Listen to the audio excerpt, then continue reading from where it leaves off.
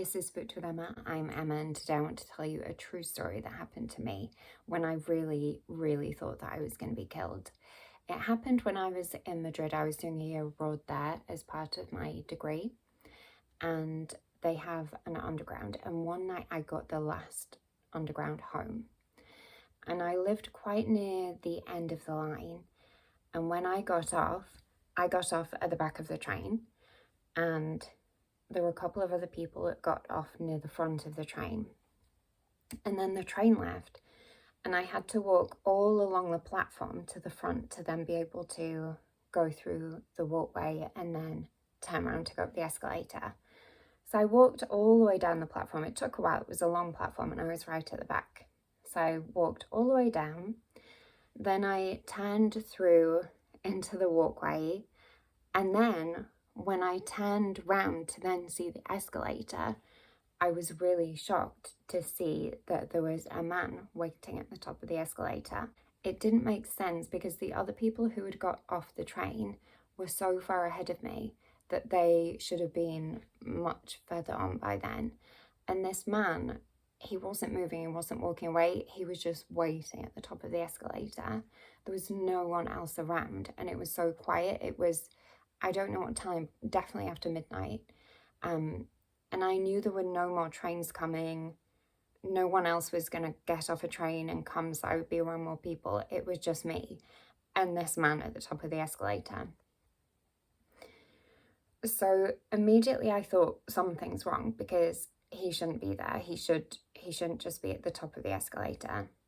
And I thought, okay,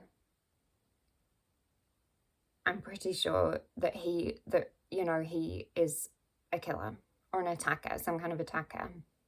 But I was thinking, well, what do I do? Because either I go up the escalator or I run into the tunnel. And I was thinking, if I run into the tunnel, it's kind of a big statement. If for any reason this man has an innocent explanation to be waiting at the top of the escalator, then it's kind of awkward that I've run into the tunnel to escape him. But on the other hand, I just couldn't see any other explanation for why he was there. So I thought, well, if I go up the escalator, that's also quite stupid because I'm just going to my own doom. So I was walking as slowly as you can possibly walk while still walking just towards the escalator, just trying to work out what to do. Do I run? Do I keep going? And I just thought I'm going to have to go up the escalator because I can't run into the tunnel because it's probably really dangerous. I don't think it's lit. And I didn't think a train would come because I knew I was on the last train. But I just am not sure it's super safe to be in the tunnels. So I was just walking really, really slowly, just hoping he would leave, but he didn't. He stayed.